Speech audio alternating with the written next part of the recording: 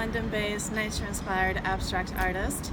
Welcome to my weekly video series, Dispatches from the Art Studio. This week I'm here in Soho, one of the more creative spaces in London, and I'm here around Greek Street to visit the House of 2018. You might wonder why I'm making a point of saying it House as opposed to house. If you have never heard of Houzz, it's basically this really amazing sort of resource for anybody who loves interiors and homes, whether it's interior design, whether it's landscape, and it's almost like a community, online and offline, that connects design lovers with people who provide design services, with people who create work for interiors, such as myself, for example. I'm an artist who is on Houzz. There's loads of other crafts people who are on Houzz as well. And there's loads of other, like I say as well, there's landscape design, there's interior design. So it's just really an amazing resource, an amazing community for interior designers and for people who love interiors and who work and create sort of artworks or product for people's homes. So you might have heard of Houzz in the US. It's quite big there. It's a huge community, like I say. In the UK it's still growing, but there's still quite a lot of people that are using it on a daily basis. And I suppose as part of that, they're doing sort of a pop-up. It's quite an interesting space. It's a 5-story townhouse in Soho that they've specially designed and renovated and decorated to showcase some of the interior trends for 2017 and 2016. So for somebody like me who creates artwork that often does end up in people's homes, it's really interesting to know about what the trends are. It's really interesting to know about what people are particularly loving. Not necessarily in order for me to sort of incorporate in my own work in a very mechanical way, but just to have an idea of what's going on in the interior design world. At the end of the day, my work is created by me because I love certain colors, I love certain textures, but it does also need to speak to the context in which the artwork ends up in, and oftentimes that is homes. So it's a pop-up event. It's on until January 31st, so you just have a couple days to catch it. But the thing that I wanted to share with you as well is some of the kind of trends and the things that I noticed visiting the townhouse. Like I said, if you have a chance to visit, it's really a wonderful event to visit. The first one, which might be more from a practical perspective rather than a design choice, is that there were lots of floorboards that were painted white everywhere. And I think maybe that was part of the fact that it is a pop-up space that they've renovated, but actually from a purely visual perspective, I think that's very striking because they're white floorboards, but also because they're so light colored, it means that it creates a nice canvas for everything else to be going on in the house, whether it's rugs or wall colors or other decor items. So I think that's actually quite kind of a nice, fresh, clean finish to just have painted floorboards rather. The other thing that I noticed being a keen plant lover is plants and greenery everywhere. Whether there's some living walls that they've done in the upstairs cafe space, whether it's sort of little accent plants here and there, little succulents, sort of low light loving plants, or whether it's almost sort of full-on trees. They have the fiddle leaf there, the Ficus lyrata, which is one of my all-time favorite sort of house interior plants.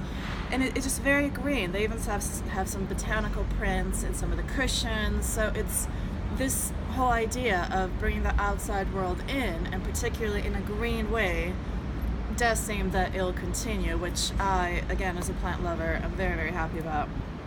The other thing I noticed, again, in terms of bringing the outside world in, is there's a lot of natural materials. There's a lot of wood, there's a lot of leather, there's jute, there's wool. Did I say wool already?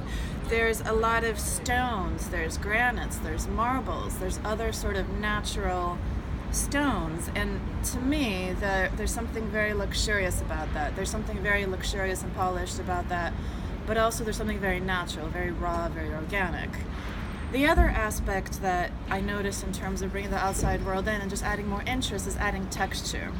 Whether that's texture in the form of literally some of these wool elements, some of these jute elements, a lot of the leather goods that I noticed it wasn't just plain leather, there is some of that, but there's also woven leather.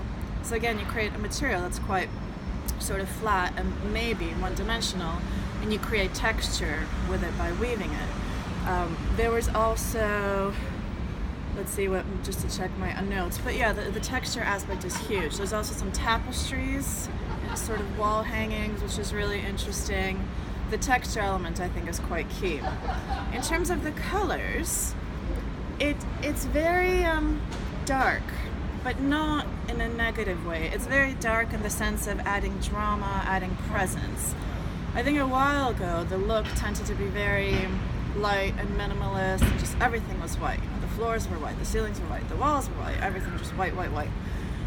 Thankfully, I think we moved away from that, and at least what Houzz is presenting in terms of interior trends is there's sumptuous colors on the wall. People hopefully aren't afraid to put color on the wall anymore. You know, the kitchen that they had there was a really nice sort of rich, sumptuous green color. There were some really dark blues. There's an almost sort of inky blue black. And then some of the other wall colors, particularly in the bedroom and the kids' room, was like a dark kind of rose petal, a misty mauve. Really sort of elegant grown-up colors, but still color, not just white. And I suppose to me, that's the other bit that I love about now the way that things are going with interior design and just the look of the people are particularly loving in their own homes, is that, like I say, at some point it used to be this really uber minimalist, uber clean look. Then to kind of go away from that, there was a very maximalist look, just kind of throw everything in there. And I might be a bit in that camp at home. And I think now we're sort of in that middle space where some people call it a lived-in look. That it's not purely clean lines in white spaces, it's not a ton of stuff everywhere, but it's in between, and there's accents and there's well thought out pieces, but it is a lot of texture. You know, there's velvet fabrics, the fabric choice really matters. It's a lot of colors, rich, sumptuous colors. A lot of details, again, between the plans and some of these books and collections and decorations. People aren't afraid, hopefully, to add details, which is fantastic. And also in terms of the lighting, lighting is such an important part of the home and just the feel and look of the home. It's not just, you know, one big chandelier and that's it.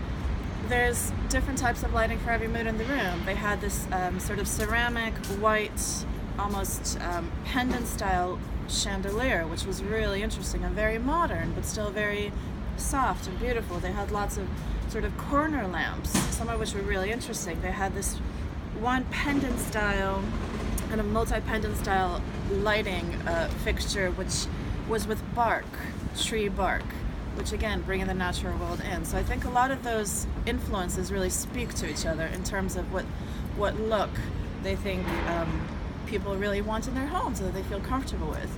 I suppose for me, the one sort of slightly sad thing, if I can be a bit critical, and obviously that is because I am an artist who creates original work, is that pretty much all the artwork, I think actually all the artwork in the home was prints.